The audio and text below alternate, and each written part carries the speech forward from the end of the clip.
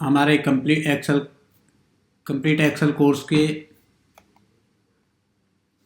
Hello दोस्तों, एक बार फिर से स्वागत है आपका हमारे कंप्लीट एक्सेल कोर्स की सीरीज़ के वीडियो नंबर 2 में।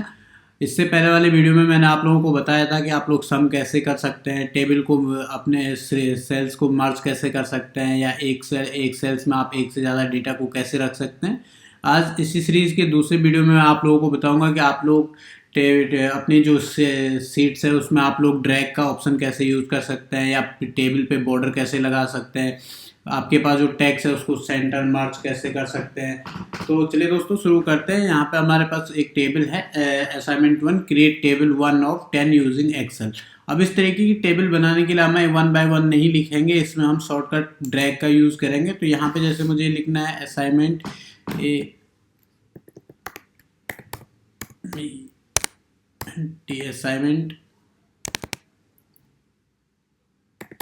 असाइनमेंट 1, इसके साथ मुझे इसी के साथ मुझे नीचे लिखना है creating table of 1 to 10 using Excel. कल मैंने ऐसे लिखने के लिए बताया था, आपके पास ऑल्ट के साथ आप इंटर प्रेस करेंगे और यहाँ पर लिखेंगे क्रिएटिंग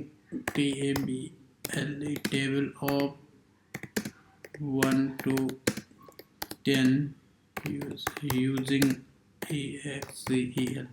जैसा आप लिखेंगे तो ये आपके पास कुछ डेटा को हाइड कर रहा है, क्योंकि यहाँ पे इतना स्पेस नहीं है। तो आप लोग इसके लिए हम क्या करेंगे, यहाँ से 1 2 3 4 5 6 7 8 9 10 कॉलम को सिलेक्ट कर लेंगे। और मैंने कल यहाँ पे मार्जिन सेंटर का ऑप्शन आप लोगों के लिए बताया था। आप इस तरीके से आपकी टेबल पूरा डेटा बन जाएगा। अब यहाँ पे मुझे लिखना है, जैसे टेबल ऑफ 1 है, तो मैं यहाँ पे लिख देता हूँ TABL टेबल ऑफ।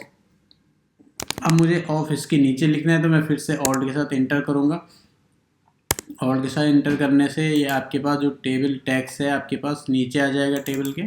ऑल्ट के साथ इंटर करने पे यहाँ पे ऑफ 1। अब मुझे यहाँ से यहाँ तक के 10 तक के डेटा चाहिए, तो मैं यहाँ से यहाँ पे नीचे जैसे आएंगे कॉर्नर पे, यहाँ पे आपको प्लस का सिंबल मिलेगा। तो जैसे आप इसको क्लिक दबा के रखेंगे, ऐसे ड्रैग करेंगे, तो ये आपकी पूरी टेबल में डेटा को इसी के सिक्वेंस में फिलअप कर देगा।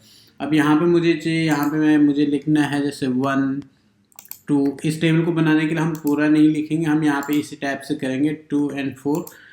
अब इसके बाद जैसे मुझे टेबल बनानी है, तो मैं इन दोनों रोज को सेलेक्ट करने के बाद यहाँ पे जैसे प्लस का सिंबल आएगा, इसको ड्रैग कर लेंगे, तो यहाँ पे आपके पास ये पूरी टेबल को फिलअप कर लेगा। अब इसी तरीके से हम यहाँ पे ड्रैग ऑप्शन का यूज़ करके पूरी टेबल को फिलअप कर सकते हैं।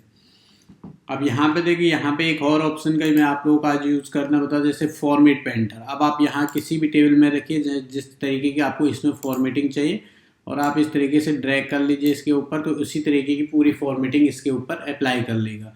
अब यहाँ से यहाँ नीचे मेरे पास बॉर्डर लगा हुआ है इस टेबल में, तो आप लोग इसी तरीके की बॉर्डर यहाँ पे लगा सकते हैं। बॉर्डर लगाने के लिए आपको पहले टेबल को सिलेक्ट करना पड़ेगा।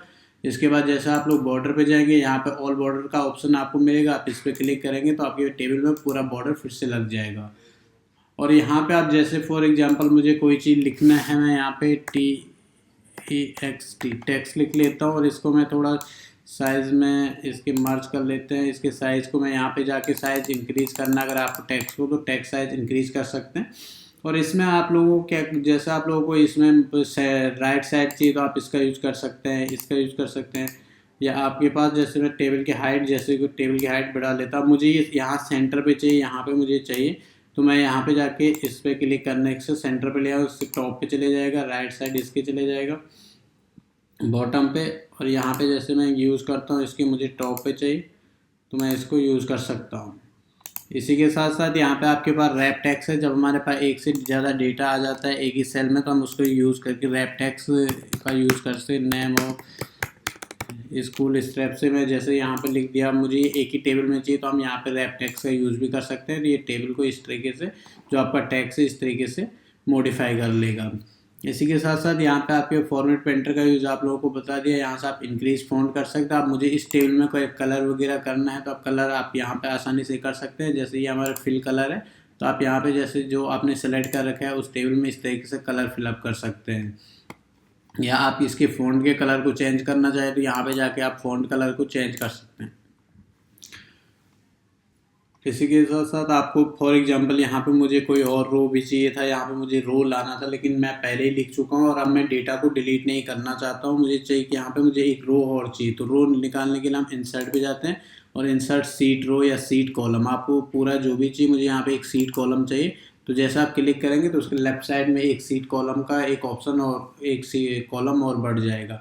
अगर इन दोनों के बीच में आपको रो चाहिए तो आप यहाँ पे जाने के बाद फिर से जाएंगे यहीं इंसर्ट पे जाने के बाद यहाँ पे इंसर्ट सीट रो पे क्लिक करेंगे तो इन दोनों के बीच में एक रो वापस आ जाएगी। आप चाहे तो यहाँ पे जा करके डिलीट कर सकते हैं, आप डिलीट सीट रो करेंगे तो वो टेबल डिलीट हो जाएगी। आप यहाँ पे जाने के बाद मुझे डिलीट करना है डिलीट सीट कॉलम, तो आपके पास कॉलम डिलीट हो जाएगा।